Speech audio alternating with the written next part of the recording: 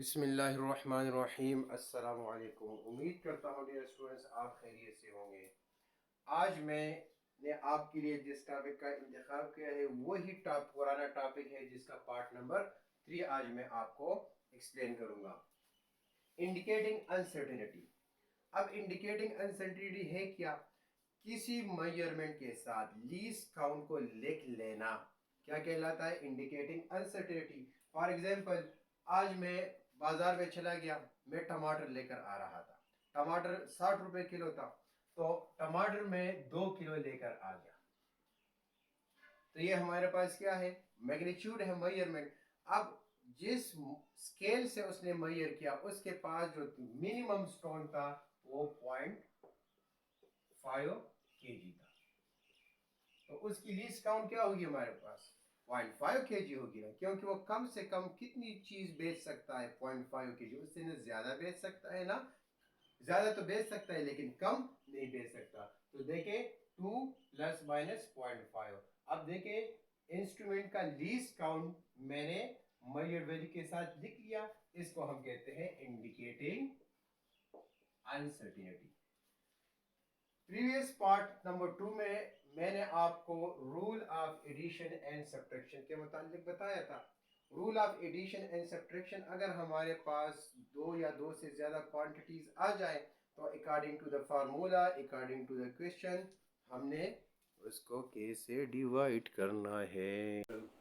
बिस्मिल्लाहिर्रहमानिर्रहीम। अस्सलामु अलैकुम। उम्मीद करता हूँ डियर स्टूडेंट्स आप खैरियत से होंगे। आज मैं आपके लिए वही इंडिकेटिंग अनसर्टेनिटी का पार्ट नंबर 3 जो है वो एक्सप्लेन करूँगा। अपने प्रीवियस पार्ट नंबर 2 में मैंने आपको rule of addition and subtraction समझाया था। अब सबसे पहले हम दोबारा इंडिकेटिंग अनसर्टेनिटी की तरफ चलते हैं। आज मैं बाज़ार गया था, मैं आलू लेकर आ रहा था, तो आलू में 2 किलो लेकर आ गया। मैंने उससे पूछा कि आपके पास कम से कम स्टोन कितना है, तो उसने बताया कि 0.5 यानी आधा किलो। मैं आधा यानी इट मीन्स कि वो आधा किलो से कम बेच नहीं सकता, ज़्यादा बेच सकता है। तो देखिए 2 किलो प्लस माइनस 0.5 kg। तो लीस्ट काउंट को अगर हम मेजरमेंट के साथ लिख लें then it becomes indicating uncertainty. ये तो एक क्वांटिटी होगी। अगर हमें और चीज़ें भी ख़रीदनी हो, टमाटर ख़रीदने हो, प्याज ख़रीदने हो या कोई और चीज़ ख़रीदनी हो, तो फिर हम क्या करते हैं कि हम अकॉर्डिंग टू द सिचुएशन उसको प्लस कर सकते हैं, माइनस कर सकते हैं, मल्टीप्लाई कर सकते हैं, डिवाइड करेंगे। तो ये according to the question, according to the formula we have decided कि either we add, either we subtract, either we multiply or divided. तो प्रीवियस लेक्चर में मैंने आपको इसी के मुतालिक एक एग्जाम्पल सॉल्व करके दिया था कि अगर हमारे पास दो या दो से ज़्यादा क्वांटिटीज़ आ जाए और according to the question formula हमारे पास क्या हो, उसमें एडिशन और सब्ट्रैक्शन हो, तो लीस्ट काउंट को हम क्या करेंगे? Least count should be added. Least count को हमने प्लस करना है। अगर हम क्या करें, दो चीज़ों का प्लस फाइंड करें, फॉर एग्जांपल m1 m2, या दो चीज़ों को हम माइनस करें, तो क्वांटिटी तो हम प्लस और माइनस करेंगे, लेकिन लीस्ट काउंट को दोनों केसेस में हम क्या करेंगे? प्लस करेंगे। आज मैं आपको जो रूल क्लियर करवाने जा रहा हूं, जिस पर मैं एग्जांपल सिंप्लीफाई सॉल्व करूंगा, वो है rule of addition and subtraction. तो इसमें आपने ये बात जहन में बिठानी होगी, least count first converted into percentage error and then added। अगर क्वेश्चन में ये आ जाए कि आप क्या करें, ये क्वांटिटी फाइंड करें, लेकिन इस क्वांटिटी में हमारे पास क्या हो, फार्मूले में मल्टीप्लिकेशन या डिवीजन हो, तो हम क्या करेंगे? सबसे पहले हम लीस्ट काउंट को किस में कन्वर्ट करेंगे? परसेंटेज एरर में। उसके बाद हम उनको ऐड करेंगे। क्यों परसेंटेज में कन्वर्ट करें? क्योंकि उनकी नेचर डिफरेंट होती है। यहाँ पर हमने क्यों नहीं किया? क्योंकि सबकी नेचर सेम थी। सारे टमाटर होंगे, सारे आलू होंगे, सारे जो है वो शलगम होंगे, या सारे जो है बॉल पॉइंट होंगे, सबकी नेचर सेम होगी। जिसकी नेचर सेम हो तो उसमें हम सिंपली लीस्ट काउंट को ऐड करते हैं, लेकिन जब क्वांटिटी की नेचर डिफरेंट हो तो वहाँ पर हम किस में कन्वर्ट करते हैं? परसेंटेज एरर में। इसकी एक सादा सी एग्जांपल मैं आपको देता हूँ। जब हम मैट्रिक में थे तो 850 मार्क्स थे टोटल मैट्रिक के, आजकल कितने हैं 1100। अब दूसरे नेक्स्ट ईयर से हमारे पास कितने होंगे 1150 होंगे। इसी तरह जब हम डिप्लोमे की तरफ चले जाते हैं तो वहाँ पर 1300 होते हैं। तो अब देखिए वही मैट्रिक लेवल है, एक जगह पर एक नंबर है, दूसरी जगह पर दूसरे नंबर है। तो अब किसके नंबर ज़्यादा हो गए तो उसको हम किस में फिर कन्वर्ट करते हैं परसेंटेज में, क्योंकि हर एक के मार्क्स डिफरेंट है और परसेंटेज में क्या हो जाते हैं सबके मार्क्स इक्वल हो जाते हैं।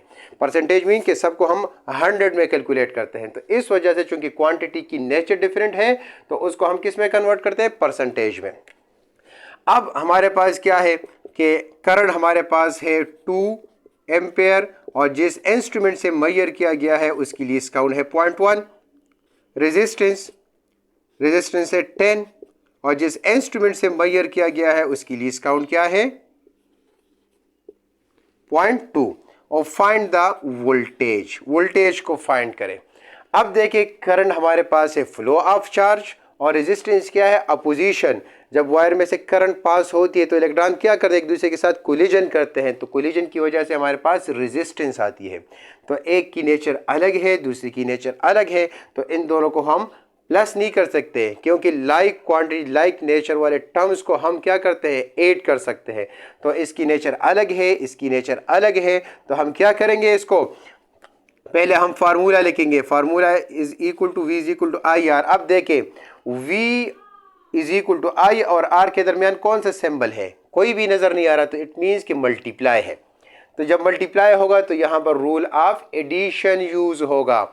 तो अब यहाँ पर देखें अगर हम वैल्यूज पुट कर ले, आई हमारे पास क्या है 2 प्लस माइनस 0.1, इसी तरह आर 10 प्लस माइनस 0.2।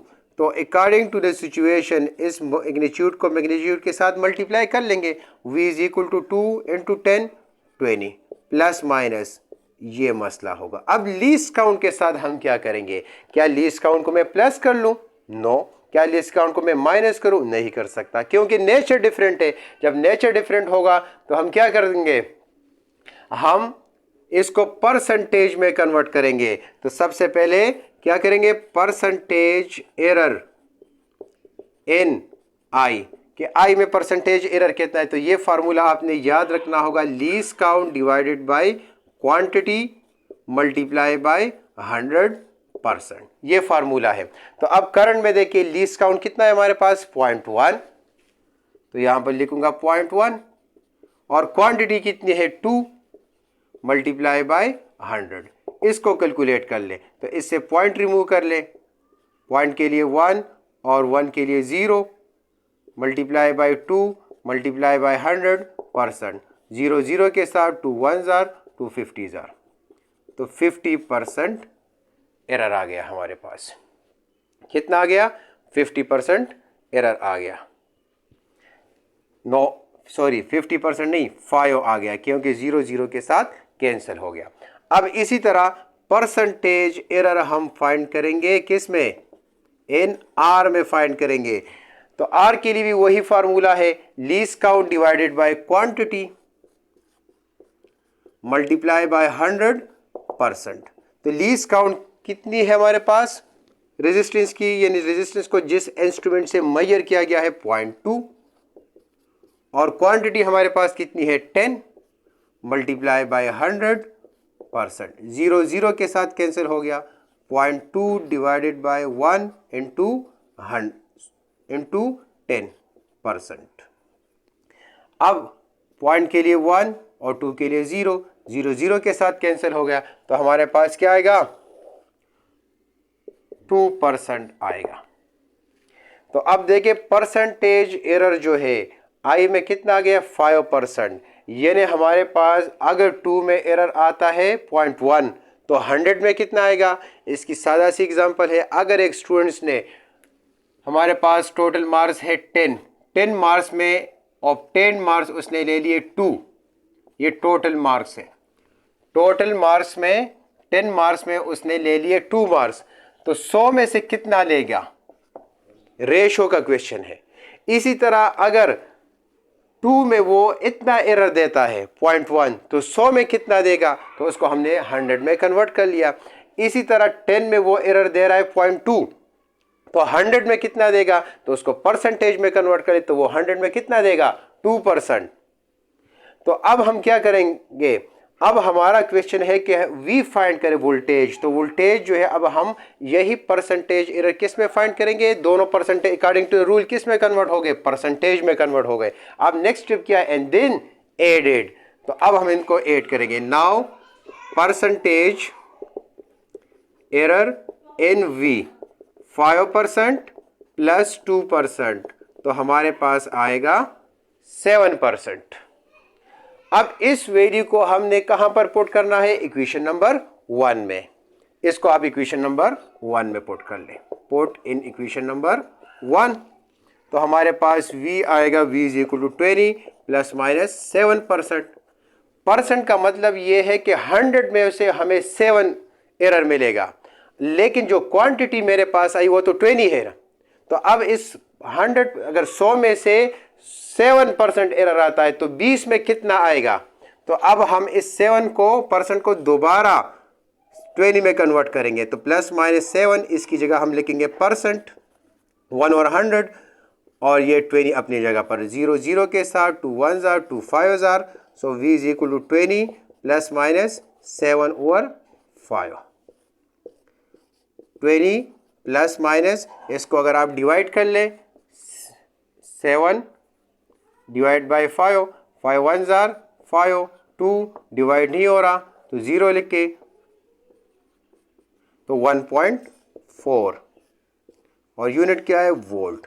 तो 100 में अगर हमारे पास 7% एरर आता है तो 20 में कितना आएगा, 1.4। वही दोबारा जो अगर 10 में हमारे पास एक टेस्ट है जिसमें 10 में से 2 मार्क्स आ गए तो 100 में कितने आएंगे।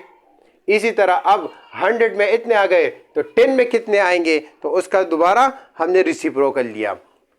तो आज जो मैंने आपके सामने एक एग्जाम्पल सिंप्लीफाई किया, सॉल्व किया, कौन किस रूल से related, rule of addition and subtraction से। तो देखिए, दो क्वांटिटीज़ गिवन थे और हमें कहा गया था कि वोल्टेज फाइंड करें। तो वोल्टेज के लिए जो फार्मूला मैंने यूज़ किया तो उसमें मल्टीप्लिकेशन था, तो इसलिए मैंने यहाँ पर rule of addition and subtraction को यूज़ किया। तो अब यहाँ पर देखिए, क्वांटिटी को क्वांटिटी से हम मल्टीप्लाई करेंगे, लेकिन मसला लीस्ट काउंट का है तो लीस्ट काउंट को सबसे पहले हम किस में कन्वर्ट करेंगे, परसेंटेज में, आई के लिए भी और आर के लिए। उसके बाद हम उन दोनों को प्लस करेंगे। जब प्लस कर लेंगे तो उसको आपने दोबारा इक्वेशन 1 में पुट करना है। अब मुझे ये वैल्यू चाहिए 20 में, तो उस परसेंट को दोबारा हम एलिमिनेट करेंगे। तो परसेंट की जगह 1/20 n2, यहाँ पर जो क्वांटिटी होगी आपने उसको यहाँ लिखना होगा। इस तरह आपके पास एक और एग्जांपल मैं दे रहा हूँ, वो आप खुद सिंप्लीफाई कर लें कि अगर आपके पास है कि एरिया फाइंड करें, लेंथ आपके पास गिवन है 4 प्लस माइनस 0.1 सेंटीमीटर और विड्थ आपके पास है 3 प्लस माइनस 0.2 सेंटीमीटर। तो अब कौन सा रूल आप यूज़ करेंगे। अब यही सवाल आता है ना स्टूडेंट्स को, यही कन्फ्यूजन होती है। तो आप फार्मूला लिख के, एज वी नो, फार्मूला क्या है, लेंथ मल्टीप्लाई बाय विड्थ। यहाँ पर कौन सा क्या है, मल्टीप्लाई, तो यहाँ पर rule of addition and subtraction use होगा। इस तरह एक और एग्जांपल मैं आपको देता हूँ, ये एग्जांपल नंबर 1 है। एग्जांपल नंबर 2 कि आपके पास है कि वी फाइंड करें और फॉर एस आपके पास गिवन है 4 प्लस माइनस 0.1 मीटर और टाइम आपके पास है 10 प्लस माइनस 0.2 सेकंड्स। तो अब फार्मूला क्या है, S is equal to V T, V is equal to S over T. तो अब देखिए, डिस्टेंस और टाइम में हमारे पास क्या है, डिवीजन है, तो यहाँ पर रूल ऑफ डिवीजन यूज करेंगे। तो अजीज तुलबा, आज जो मैंने आपके सामने rule of division and multiplication explain किया, तो उसमें यही बात आपको क्लियर करवानी थी कि हम according to the situation, according to the formula क्या करेंगे, डिसाइड करेंगे कि हमें rule of addition and subtraction use करना है या rule of multiplication and division या रूल ऑफ पावर। तो यहाँ पर rule of division and multiplication क्यों हमने यूज़ किया, क्योंकि फार्मूले में क्या था हमारे पास, मल्टीप्लिकेशन थी या डिवीजन थी। तो इसमें हम क्या करेंगे, लीस्ट काउंट को पहले हम परसेंटेज में कन्वर्ट करेंगे, उसके बाद उसको ऐड किया जाएगा। उम्मीद करता हूं मेरा आज की वीडियो आपको पसंद आई होगी। अगर आपकी कोई कन्फ्यूजन है या इससे रिलेटेड कोई सवालात है तो कमेंट्स करना